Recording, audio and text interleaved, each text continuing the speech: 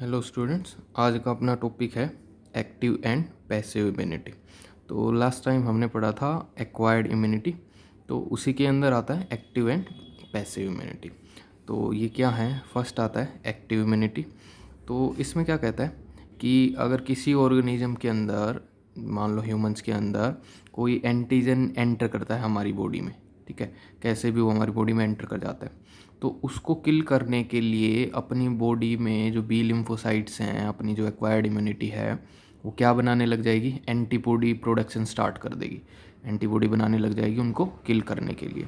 तो ये वाली जो इम्यूनिटी है, एक्वायर्ड इम्यूनिटी, जिसमें अपनी बॉडी खुद एंटीबॉडी बनाने लग जाती है किसी फॉरेन पार्टिकल को, फॉरेन पैथोजन को किल करने के लिए, ये क्या बोली जाती है? एक्टिव इम्यूनिटी बोली जाती है। तो ये लिख रखा है एक्टिव इम्यूनिटी में कि when a host is expose to antigen, कि कोई भी ऑर्गेनिज्म है उसको वो एक्सपोज होता है किसी भी एंटीजन के सामने, कोई एंटीजन उसकी बॉडी में आ जाता है, उसकी बॉडी में असेस करता है, इन्फेक्शन करना स्टार्ट करता है। तो वो अब जो एंटीजन बॉडी में एंटर कर रहा है वो किस किस फॉर्म में आ सकता है जो हमारे इम्यून रिस्पॉन्स को एक्टिवेट कर देगा?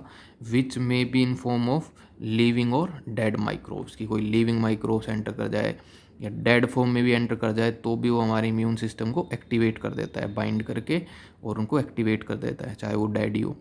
लेकिन अगर ऐसे कोई भी एंटीजन अपनी बॉडी में एंटर कर रहा है, या फिर एंटीजन की बनाई हुई कोई प्रोटीन अपनी बॉडी में एंटर कर जाए, अदर प्रोटीन, ऐसी प्रोटीन जिसको अपनी बॉडी फॉरेन एंटीजन मानेगी और उसको न्यूट्रलाइज करने की कोशिश करेगी। तो अगर ये सारी कंडीशन हो जाएं कि एक होस्ट के अंदर या एंटीजन एंटर कर जाए, चाहे लिविंग फॉर्म में, डेड फॉर्म में, या उसकी कोई बनाई हुई प्रोटीन जो हमारे लिए टॉक्सिक है, वो प्रोटीन एंटर कर जाए हमारी बॉडी में, तो अपनी बॉडी क्या करेगी? होस्ट की बॉडी क्या करेगी? Antibodies are produce in the host body. तो होस्ट की बॉडी क्या बनाने लग जाएगी? एंटीबॉडी प्रोडक्शन चालू कर देगी। तो इस तरह की इम्यूनिटी क्या बोली जाती है? This type of immunity is called active immunity, जो हमारी बॉडी खुद बना रही है, जिसमें एंटीबॉडीज़ का प्रोडक्शन बॉडी के अंदर हो रहा है, हमारी बॉडी में हो रहा है।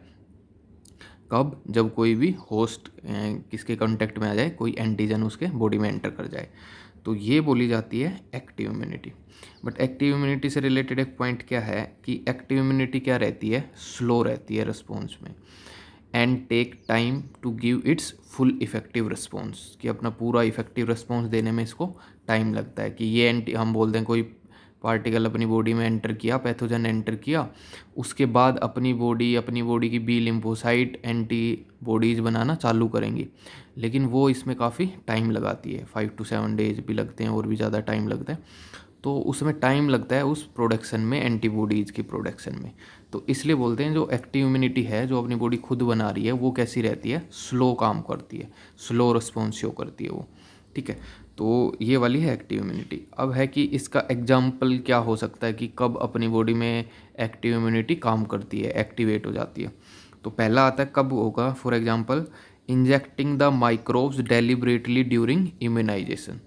जैसे इम्यूनाइजेशन के प्रोग्राम रहते हैं, जैसे पोलियो वैक्सीन वाला केस है, पोलियो ड्रॉप पिलाते हैं, तो उस केस में, पोलियो ड्रॉप वाले केस में क्या करते हैं?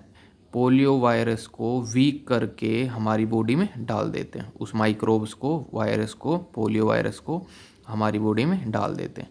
अब वो वीक कंडीशन में है तो हमारी बॉडी में वो डिजीज़ को अराइज नहीं कर सकता, लेकिन उस वीक पैथोजन के खिलाफ अपनी बी लिम्फोसाइट्स क्या बनाने लग जाएंगी? एंटीबॉडी बनाने लग जाएंगी उसको किल करने के लिए। तो वो कौन सी इम्यूनिटी को एक्टिवेट कर रहा है? अपनी बॉडी की एक्टिव इम्यूनिटी को एक्टिवेट कर रहा है, क्योंकि अपनी बॉडी उस केस में खुद एंटीबॉडी का प्रोडक्शन चालू करने लग रही है। तो injecting the microbes deliberately during immunisation, immunisation के दौरान हम जानबूझ के अपनी बॉडी में क्या इंजेक्ट कराते हैं? माइक्रोब्स। लेकिन वो माइक्रोब्स हम कैसी कंडीशन के कर देते हैं कि वो ज़्यादा हार्मफुल नहीं है हमारे बॉडी के लिए। दूसरा वाला केस क्या है? Infectious organism gaining access into body during natural infection. अगर कोई नॉर्मल नेचुरल इन्फेक्शन हो जाए, वैसे कोई हम इन्फेक्शन के कांटेक्ट में आ जाएं, कोई बैक्टीरिया के कांटेक्ट में आ जाएं, वायरस के कांटेक्ट में आ जाएं, और वो नेचुरली हमारी बॉडी में इन्फेक्शन करने लग जाए नॉर्मली, तो भी अपनी बॉडी खुद एंटीबॉडीज प्रोडक्शन करेगी। तो उस एंटीबॉडी प्रोडक्शन को भी क्या बोलेंगे? कौन सी इम्यूनिटी एक्टिवेट हो रही है? एक्टिव इम्यूनिटी एक्टिवेट हो रही है। तो अगर कोई वीक पैथोजन करके जानबूझ के इम्यूनाइजेशन प्रोग्राम में हम अपनी बॉडी में इंजेक्ट कर रहे हैं तो भी एक्टिव इम्यूनिटी चालू होगी, अपनी बॉडी खुद एंटीबॉडी प्रोडक्शन करेगी। और नेचुरल इन्फेक्शन हो जाए कि हम किसी बैक्टीरियल वायरल के कांटेक्ट में आ जाएं, वायरस के कांटेक्ट में आ जाएं, तो भी अपनी बॉडी उसके खिलाफ खुद एंटीबॉडी प्रोडक्शन करना चालू करेगी। वो भी कैसी इम्यूनिटी को रिप्रेजेंट करेगा, एक्टिव इम्यूनिटी को रिप्रेजेंट करेगा। तो ये दोनों एग्जाम्पल हैं एक्टिव इम्यूनिटी के, जहाँ अपनी बॉडी किसी भी एंटीजन के आने पे खुद एंटीबॉडी का प्रोडक्शन चालू करती है। लेकिन उससे रिलेटेड एक पॉइंट क्या है कि एक्टिव इम्यूनिटी कैसी रहती है, स्लो रहती है और ज़्यादा टाइम लगाती है अपना पूरा रिस्पॉन्स शो करने में। कि भाई उस केस में एंटीजन आने के बाद बी लिम्फोसाइट टाइम लगाती हैं एंटीबॉडी के प्रोडक्शन के अंदर। तो ये कैसी रहती है, नेचर में स्लो काम करती हैं। तो एक तो ये हो गया एक्टिव इम्यूनिटी वाला केस। दूसरा इसके अलावा आता है पैसिव इम्यूनिटी। पैसिव इम्यूनिटी में क्या कहता है कि भाई कई बार ऐसी रहती है कि कोई फॉरेन एजेंट हमारी बॉडी में एंटर कर गया, पैथोजन हमारी बॉडी में एंटर कर गया, लेकिन वो पैथोजन ऐसा है कि जो अपना इन्फेक्शन का उसका जो रेट है वो बहुत ज़्यादा हाई है, वो बहुत जल्दी अपनी बॉडी में इन्फेक्शन क्रिएट कर सकता है, डिजीज़ कंडीशन क्रिएट कर सकता है। तो ऐसे इन्फेक्शन को प्रिवेंट करने के लिए, उस बैक्टीरिया या वायरस की ग्रोथ रोकने के लिए हमें क्या चाहिए, एंटीबॉडी चाहिए। लेकिन इंस्टेंट एंटीबॉडी चाहिए उसी टाइम पे, जब वो हमारी बॉडी में एंटर कर गया उसी टाइम पे क्विक इंटरवल में ही हमें रिक्वायरमेंट है एंटीबॉडीज़ की, सो दैट वो वायरल या बैक्टीरियल पार्टिकल जो हमारी बॉडी में एंटर किया है उसकी क्या हो जाए, ग्रोथ रुक जाए, उसकी डेथ हो जाए। तो उस केस में जो एंटीबॉडी है वो हम कहाँ से लेते हैं, बाहर से। कि बनी बनाई एंटीबॉडी अगर हम प्री फॉर्म्ड बनी बनाई एंटीबॉडी अगर बाहर से इंजेक्ट कर लें अपनी बॉडी में, या कैसे भी अपनी बॉडी में बनी बनाई एंटीबॉडीज आ जाएं जो उस डिजीज कोजिंग ऑर्गेनिज्म से फाइट कर पाएँ, अपनी बॉडी को खुद ना बनानी पड़े। कि हमारी बॉडी में बनेंगी वो तो स्लो बनेगी, धीरे धीरे बनेगी, टाइम लगेगा। लेकिन जो भी पैथोजन आया है वो ऐसा कि वो हमारी बॉडी में क्विक डिजीज कंडीशन अराइज कर देगा, बहुत जल्दी डिजीज कंडीशन अराइज कर सकता है। तो उस केस में हमें बनी बनाई एंटीबॉडी बाहर से लेनी पड़ती है उस केस में। तो ऐसे अगर रेडीमेड एंटीबॉडीज हम डायरेक्टली लेते हैं, इंजेक्ट करते हैं फॉरेन एजेंट्स के खिलाफ, तो वो वाली इम्यूनिटी कैसी बोली जाती है, पैसिव इम्यूनिटी। अब वो तो हमने डायरेक्ट इंजेक्ट करा ली, पैसिव इम्यूनिटी में एंटीबॉडीज डायरेक्ट इंजेक्ट करा ली, तो इनका जो रिस्पॉन्स है वो as compare to active immunity क्या है, ज़्यादा फास्ट है। ये ज़्यादा जल्दी काम करेंगी, क्विक एक्शन मोड शो करेंगी, क्योंकि इसमें ये टाइम तो लग ही नहीं रहा एंटीबॉडी बनाने में, हमने बनी बनाई एंटीबॉडी अपनी बॉडी में इंजेक्ट करी है। तो ये वाली एक्टिव इम्यूनिटी के कंपेयर में पैसिव इम्यूनिटी ज़्यादा क्विक रिस्पॉन्स शो करेगी। तो यही लिख रखा है पैसिव इम्यूनिटी में कि when readymade antibodies are directly given to protect the body, जब बॉडी को प्रोटेक्ट करने के लिए बनी बनाई एंटीबॉडी दी जाएं, किसके खिलाफ, अगेंस्ट फॉरेन एजेंट। कोई भी फॉरेन एजेंट जो अपनी बॉडी में एंटर कर गया, बैक्टीरिया या वायरस, उसको किल करने के लिए अगर हमने बनी बनाई एंटीबॉडी डायरेक्टली इंजेक्ट करा ली प्रोटेक्शन के लिए, अपनी फॉरेन एजेंट से प्रोटेक्शन के लिए, तो वो वाली इम्यूनिटी क्या बोली जाएगी, it is called passive immunity. तो ये इन दोनों में बेसिक डिफरेंस है, एक्टिव इम्यूनिटी में और पैसिव इम्यूनिटी में। एक्टिव इम्यूनिटी में एंटीबॉडीज अपनी बॉडी खुद बनाएगी जब उसके अंदर पैथोजन एंटर कर जाएगा। लेकिन पैसिव इम्यूनिटी में क्या है, अगर पैथोजन एंटर कर गया तो वो बहुत जल्दी अपनी बॉडी में डिजीज़ कंडीशन अराइज कर सकता है। तो उस केस में उससे बचने के लिए अपने को बनी बनाई एंटीबॉडीज़ इंजेक्ट करानी पड़ेंगी, बाहर से बनी बनाई एंटीबॉडीज़, और वो एक्टिव इम्यूनिटी के कंपेयर में ज़्यादा फास्ट रिस्पॉन्स, ज़्यादा क्विक रिस्पॉन्स शो करेंगी। तो अगर बाहर से एंटीबॉडीज इंजेक्ट करा रहे हैं तो पैसिव इम्यूनिटी, और अगर फॉरेन पार्टिकल से लड़ने के लिए अपनी बॉडी खुद एंटीबॉडी प्रोडक्शन कर रही है तो एक्टिव इम्यूनिटी। अब देखते हैं पैसिव इम्यूनिटी के दो नेचुरल एग्जांपल्स क्या हैं जो हमें एक चाइल्ड को मिलते हैं। तो पहला तो क्या है कि the yellowish fluid colostrum secreted by mother during the initial day of lactation. कि मदर का जो लैक्टेशन टाइम पीरियड रहता है तो उसमें मिल्क फीड करता है बच्चा, तो वो इनिशियल डे में जो येलोविश फ्लूइड बनता है, मिल्क बनता है, उसको क्या बोलते हैं, कोलेस्ट्रम। तो उसको वो फीड कर रहा है, तो उस कोलेस्ट्रम में भी एंटीबॉडीज होती हैं। कौन सी, हैज़ अबंडेंट एंटीबॉडीज, कौन सी, IgA, immunoglobins A, antibody A होती है उसमें, टू प्रोटेक्ट द इन्फेंट। तो कोलेस्ट्रम की हेल्प से वो बनी बनाई एंटीबॉडी मदर से किसके पास जा रही हैं, डेवलपिंग जो चाइल्ड है उसके पास जा रही हैं थ्रू दी कोलेस्ट्रम। तो इसमें वो चाइल्ड है वो खुद एंटीबॉडीज प्रोडक्शन नहीं कर रहा है, जबकि उसके पास बनी बनाई प्री फॉर्म्ड एंटीबॉडीज मदर से कोलेस्ट्रम की हेल्प से उसके पास आने लग रही हैं डिजीज से फाइट करने के लिए, डिजीज कंडीशन उसके अंदर प्रिवेंट करने के लिए। तो ये वाला कौन सी इम्यूनिटी का केस हो गया? पैसिव इम्यूनिटी का केस हो गया। इसमें वो चाइल्ड खुद एंटीबॉडीज़ नहीं बना रहा है, ये IgA उसमें मिल्क के थ्रू मदर कोलेस्ट्रम के थ्रू आने लग रही है और बाद में वो उसकी डिजीज़ रेजिस्टेंट पावर को डेवलप करेंगी, उसकी जो डिजीज से लड़ने की ताकत है उसको डेवलप करेंगे उसकी बॉडी में। तो ये वाली कौन सी इम्यूनिटी का पार्ट हो गया? पैसिव इम्यूनिटी का पार्ट हो गया। दूसरा एक नेचुरल तरीका क्या है पैसिव इम्यूनिटी का, कि द फीटस, जब फीटल डेवलपमेंट चल रही होती है तो उस टाइम फीटल डेवलपमेंट के टाइम पे फीटस किससे कनेक्ट रहता है? प्लेसेंटा से कनेक्ट रहेगा वो। और फीटस उस टाइम प्लेसेंटा के थ्रू मदर बॉडी से क्या रिसीव करेगा? सम एंटीबॉडीज रिसीव करेगा वो। मदर से ही एंटीबॉडीज रिसीव कर रहा है ये फीटस, किसकी हेल्प से? प्लेसेंटा की हेल्प से। ऐसे प्लेसेंटा के में दोनों मदर का और फीटस का ब्लड तो सेपरेट रहता है, लेकिन कौन प्लेसेंटा के थ्रू मूव कर सकता है? एंटीबॉडीज उसमें मूव कर सकती हैं। तो फीटस रिसीव करता है सम एंटीबॉडीज फ्रॉम देयर मदर, किसके थ्रू? Through the placenta. और प्लेसेंटा के थ्रू वो एंटीबॉडी जो क्रॉस करके मदर से फीटस में जा सकती है वो कौन सी रहती है? IgG, इम्यूनोग्लोबिन्स जी, ड्यूरिंग प्रेगनेंसी। तो प्रेगनेंसी के टाइम पे मदर बॉडी से फीटल जो बॉडी है वो प्लेसेंटा के थ्रू कौन सी एंटीबॉडी लेगा? IgG लेगा। तो इसमें बनी बनाई एंटीबॉडी मदर से प्लेसेंटा फीटस में जा रही हैं, तो उस फीटस के लिए ये वाली कौन सी इम्यूनिटी का पार्ट हो गया? पैसिव इम्यूनिटी की। उसको बनी बनाई एंटीबॉडीज मिलने लग रही हैं, प्री फॉर्म्ड एंटीबॉडीज मिलने लग रही हैं। तो ये दोनों नेचुरल एग्जाम्पल्स हैं पैसिव इम्यूनिटी को जो गेन होते हैं चाइल्ड के अंदर। अब इन दोनों को और कैसे लिख सकते हैं IgG और IgA वाली को, कि शॉर्ट लिव्ड इम्यूनिटी जो होती है acquired from mother to foetus, कि मदर से जो फीटस में चली जाती है शॉर्ट लिव्ड इम्यूनिटी होती है।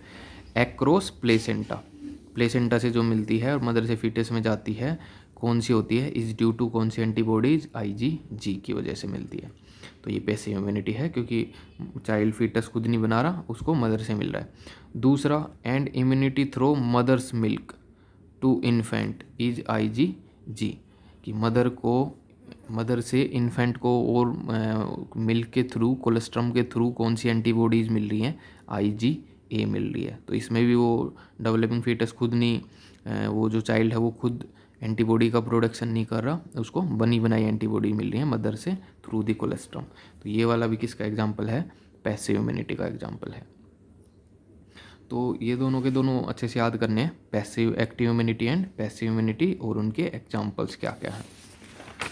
उसके बाद एक टॉपिक दे रखा है वैक्सीनेशन एंड इम्यूनाइजेशन। तो इसमें क्या कहता है वैक्सीनेशन एंड इम्यूनाइजेशन में, कि हम वैक्सीन के थ्रू किसी भी इंडिविजुअल को क्या करना चाहते हैं? इम्यूनाइज करना चाहते हैं। इम्यूनाइज मतलब कि उसका इम्यून सिस्टम को बूस्ट अप करना चाहते हैं, उसकी इम्यूनिटी पावर को इंक्रीज करना चाहते हैं। और उसमें हम पर्टिकुलर एंटीबॉडीज़ या पर्टिकुलर वीक करके पैथोजन उसकी बॉडी में इंजेक्ट करा देते हैं सो दैट उसकी इम्यूनिटी ज़्यादा अच्छी हो जाए। तो ये काम कैसे करती है? तो इसमें पहले कह रहा है कि जो प्रिंसिपल है इम्यूनाइजेशन का या वैक्सीनेशन का वो किस पे बेस रहता है?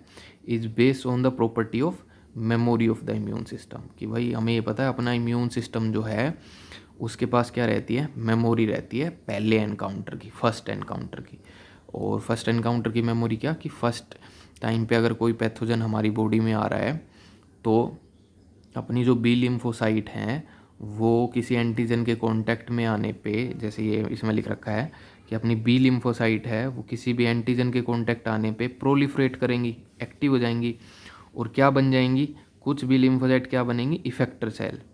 और वो इफेक्टर सेल, ये बी लिम्फोसाइट इफेक्टर सेल क्या बनाने लग जाएंगी? एंटीबॉडीज़ बनाने लग जाएंगी, एंटीबॉडी प्रोडक्शन चालू कर देंगी।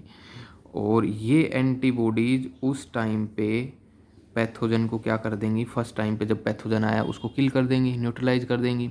लेकिन उसी टाइम पे फर्स्ट एनकाउंटर के टाइम पे ही कुछ बी लिम्फोसाइट क्या बन जाएंगी? मेमोरी बी सेल बन जाएंगी।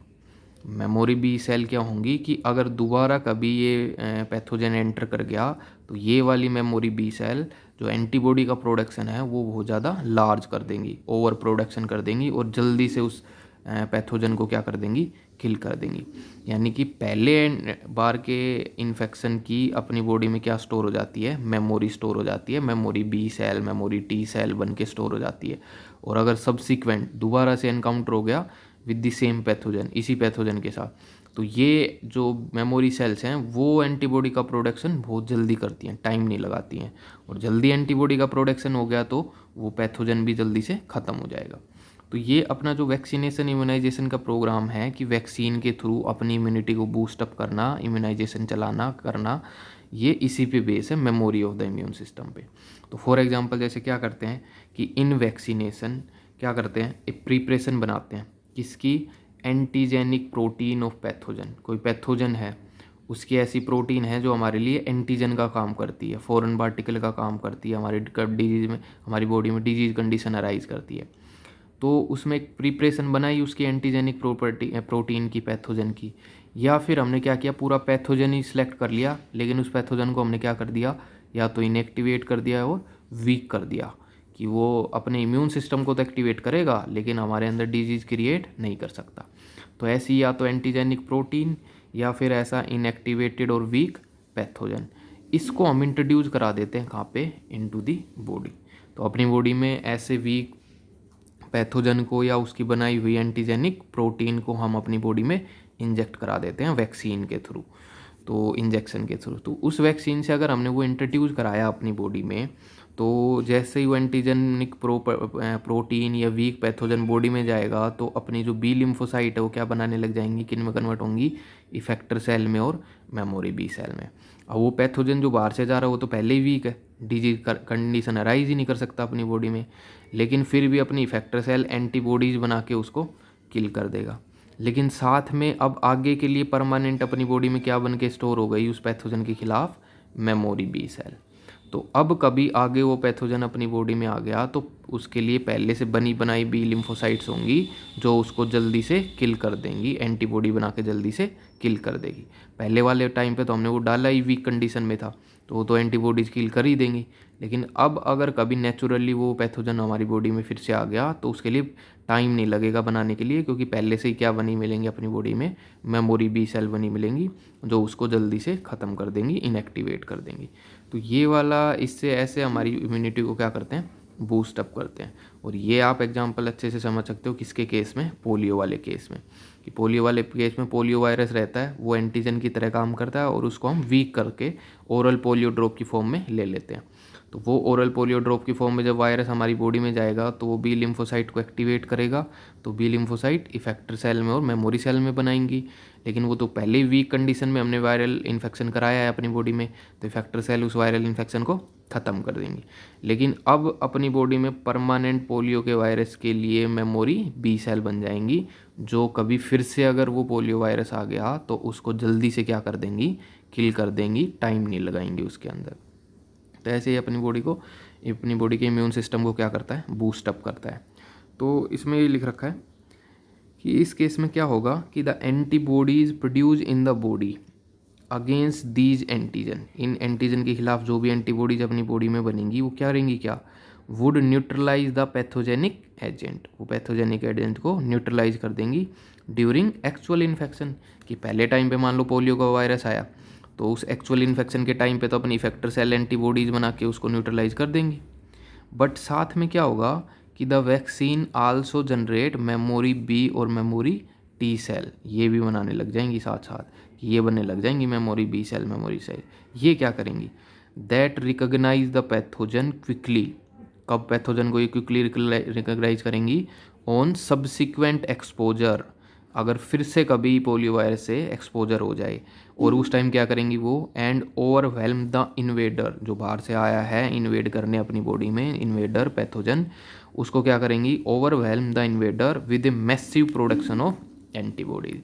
तो सेकेंड टाइम पे अगर पोलियो का वायरस आ गया एक्चुअल कंडीशन में, उसके खिलाफ तो ये बहुत ज़्यादा अमाउंट में एंटीबॉडी का प्रोडक्शन करके उसको ओवरवेल्म, उसको बिल्कुल ख़त्म कर देंगी, उसको इन्फेक्शन करने ही नहीं देंगी बॉडी के अंदर। तो ऐसे इन ये दोनों लाइनें लिखनी है आपको कि कैसे इम्यूनाइजेशन का प्रोग्राम एक्टिव इम्यूनिटी को एक्टिवेट करता है। तो इस वाले केस में ये कौन सी इम्यूनिटी है कि एंटीबॉडी तो अपनी बॉडी बना रही है, तो एक्टिव इम्यूनाइजेशन का प्रोग्राम है ये। और इसका एक बेस्ट एग्जांपल तुम क्या याद कर सकते हो, polio vaccine, oral polio drops जो होती हैं वो कौन सा इम्यूनाइजेशन का तरीका है, वो एक्टिव इम्यूनाइजेशन का, कि उसमें हम अपनी बॉडी में एंटीबॉडीज प्रोडक्शन चालू कराते हैं। कैसे, फर्स्ट टाइम पे वीक पैथोजन डाल देंगे, तो वीक पैथोजन को एक्टिवेट उनको मारने के लिए इफेक्टर सेल एक्टिवेट हो जाएंगी, जो एंटीबॉडीज़ बनाएंगी वो उसको किल कर देंगी। अब पैथोजन तो वैसे ही वीक है, वो डिजीज़ तो कर ही नहीं सकता। बट अगर कभी फिर से नेचुरल कंडीशन में वो पैथोजन बॉडी में आ गया, तो पहले से ही उसके लिए क्या बनी होंगी हमारी बॉडी में, मेमोरी बी सेल, जो एंटीबॉडीज़ का प्रोडक्शन बहुत ज़्यादा लार्ज करती हैं और कम टाइम में करती हैं और जल्दी से उसको किल कर देंगी, सो दैट सेकेंड टाइम पे वो हमारे अंदर डिजीज कंडीशन अराइज नहीं कर सकता। तो ये मेमोरी बी सेल हमने पहले ही बना ली अपनी बॉडी में, कब, वीक पैथोजन को एंट्री करा के। तो ये एग्जांपल है एक्टिव इम्यूनिटी का, जिसमें अपनी बॉडी खुद एंटीबॉडीज़ का प्रोडक्शन कर रही है। तो एक तो इम्यूनाइजेशन में एक्टिव इम्यूनिटी मिलती है, दूसरी इम्यूनाइजेशन का प्रोग्राम होता है पैसिव वाला, कि पैसिव इम्यूनिटी भी मिलती है इम्यूनाइजेशन के प्रोग्राम में। जैसे कह रहा है कि भाई आपकी बॉडी में क्या हो जाए, कोई डेडली माइक्रोब सेंटर कर जाए, डेडली माइक्रोब जो अपनी बॉडी की अपनी डेथ करा सकता है जल्दी टाइम में, थोड़े टाइम में। तो उस केस में किसी पर्सन में क्या करना पड़ेगा, कैसा उसको इम्यून रिस्पॉन्स की ज़रूरत पड़ेगी, क्विक इम्यून रिस्पॉन्स की ज़रूरत पड़ेगी। कि नॉर्मल वाली एक्टिव इम्यूनिटी तो काफ़ी टाइम लगाएगी एक्टिवेट होने में, लेकिन किसी कंडीशन में आपको क्विकली इम्यून रिस्पॉन्स की रिक्वायर्ड हो, इम्यून रिस्पॉन्स की, तो उस केस में कौन सा इम्यूनाइजेशन का प्रोग्राम चलाते हैं, इंजेक्शन से कौन सी प्रोग्राम यूज करते हैं, पैसिव इम्यूनाइजेशन, जिसमें पैसिव इम्यूनिटी को इंक्रीज करते हैं। और पैसिव इम्यूनिटी में क्या करेंगे कि हम बाहर से बनी बनाई एंटीबॉडीज़ अपनी बॉडी में इंजेक्ट कराएंगे। तो कह रहा है if a person is infected with some deadly microbes, कि कोई पर्सन इन्फेक्शन हो जाए उसके डेडली माइक्रोब, जो बहुत ही डेडली है, जल्दी डेथ करा सकता है, to which quick immune response is required, ऐसा पैथोजन है जिसके खिलाफ क्विक इम्यून रिस्पॉन्स की रिक्वायरमेंट है। जैसा आप देख सकते हो कौन से केस में, टेटनस के केस में। तो उस केस में क्या चाहिए, we need to directly inject the preformed antibody. तो वो क्विक काम करता है, वो तो इम्यून रिस्पॉन्स उसके खिलाफ क्विक चाहिए, नहीं तो वो तो डेथ करा देगा। तो उस केस में हमें क्या चाहिए, प्री फॉर्म्ड, पहले से बनी बनाई एंटीबॉडी चाहिए, या उनको क्या बोल दो, एंटीटॉक्सिन, की जो वो टेटनस टॉक्सिन रिलीज करेगा उसके खिलाफ हमें क्या चाहिए, एंटीटॉक्सिन, उस टॉक्सिन को ख़त्म करने वाला एजेंट। तो उस केस में ये एंटीबॉडीज हैं वो एंटीटॉक्सिन का काम करती हैं, और उस टेटनस के जो बैक्टीरिया है, पैथोजन है, उसको वो जल्दी से क्या करा देंगी, न्यूट्रलाइज करा देंगी। तो इस केस में हम इंजेक्शन के थ्रू बनी बनाई एंटीबॉडी ले रहे हैं उसके टॉक्सिन को प्रिवेंट करने के लिए, इन्फेक्शन को प्रिवेंट करने के लिए। तो ये पैसिव इम्यूनाइजेशन हो गया। और एंटीटॉक्सिन होता क्या है कि एक प्रिपरेशन जो क्या कंटेन करती हो, एंटीबॉडीज़, किसके खिलाफ, एंटीबॉडीज़ टू द टॉक्सिन, जो बैक्टीरिया टॉक्सिन रिलीज कर रहा है उसके खिलाफ कोई प्रिपरेशन बनाओ, और वो प्रिपरेशन क्या कंटेन करती हो, एंटीबॉडीज उसको किल करने के लिए। तो उसको क्या बोल दोगे आप, एंटीटॉक्सिन। जैसे किस में यूज़ करेंगे, टेटनस के केस में। तो ये टेटनस के केस में बाहर से बनी बनाई एंटीबॉडी इंजेक्ट कराना उसके पैथोजन को रोकने के लिए, कौन सी इम्यूनिटी है, पैसिव इम्यूनिटी, क्योंकि अपनी बॉडी एंटीबॉडी उस केस में नहीं बना रही है, हम बाहर से बनी बनाई एंटीबॉडीज़ इंजेक्ट कर रहे हैं। दूसरा केस क्या आता है पैसिव इम्यूनाइजेशन का, कि even in case of snake bites, कि स्नेक बाइट कर जाए तो वो हमारी बॉडी में क्या इंट्रोड्यूस कर देगा, वेनम इंट्रोड्यूस कर देगा। तो उसके लिए जो हम इंजेक्शन लेते हैं वो इंजेक्शन क्या कंटेन करता है, एंटी वेनम, जो वेनम की प्रॉपर्टी को न्यूट्रलाइज करे।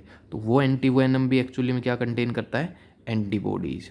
तो उस केस में भी हम बाहर से बनी बनाई एंटीबॉडीज़ ले रहे हैं एंटी वेनम की फॉर्म में, तो वो भी पैसिव इम्यूनिटी हो गई। तो even in case of snake bite the injection which is given to the patient, जो इंजेक्शन हमने पेशेंट को दिया वो क्या कंटेन कर रहा है, प्री फॉर्म्ड एंटीबॉडीज़, पहले से बनी बनाई एंटीबॉडीज़, किसके खिलाफ, अगेंस्ट द स्नेक वेनम। तो स्नेक के वेनम के खिलाफ हमने क्या डाला, एंटी वेनम। उस एंटी वेनम को क्या बोल रहे हैं, जो एंटीबॉडीज़ कंटेन कर रहा है, और पेशेंट को बाहर से इंजेक्ट करा दिया हमने। उसकी बॉडी की इम्यूनिटी तो टाइम लगाएगी एंटीबॉडी प्रोडक्शन में, बट ये बाहर से बनी बनाई एंटीबॉडीज़ हमने एंटी वेनम की फॉर्म में स्नेक बाइट वाले केस में डाल दी। तो ये दोनों केस कौन सी इम्यूनाइजेशन को रिप्रेजेंट करते हैं, पैसिव इम्यूनाइजेशन को रिप्रेजेंट करते हैं, क्योंकि इन दोनों केस में बनी बनाई एंटीबॉडी बाहर से इंजेक्ट कराने लग रहे हैं हम। तो ये दोनों केस आपको पैसिव इम्यूनिटी में अच्छे से याद करने हैं। इसके अलावा पैसिव इम्यूनिटी में दो नेचुरल तरीके क्या हैं कि मदर से प्लेसेंटा के थ्रू चली जाए IgG, वो भी पैसिव इम्यूनिटी है, और कोलेस्ट्रम से मदर मिल्क से बच्चे में चली जाए कौन सी एंटीबॉडी, IgA, वो दोनों भी कैसे केस हैं, पैसिव इम्यूनिटी के केस हैं। ठीक है, तो ये overall active immunisation, passive immunisation, तो इम्यूनाइजेशन के तरीके में दोनों फॉलो होते हैं, एक्टिव इम्यूनाइजेशन भी होता है और पैसिव इम्यूनाइजेशन भी होता है। एक्टिव इम्यूनाइजेशन पोलियो ड्रॉप वाला केस याद कर सकते हो, और पैसिव इम्यूनाइजेशन टेटनस के केस में एंटीटॉक्सिन देना, स्नेक बाइट के केस में एंटीवेनम देना, ये किसके एग्जाम्पल है, पैसिव इम्यूनाइजेशन के एग्जाम्पल है। तो ये दोनों अच्छे से याद करने हैं आपको।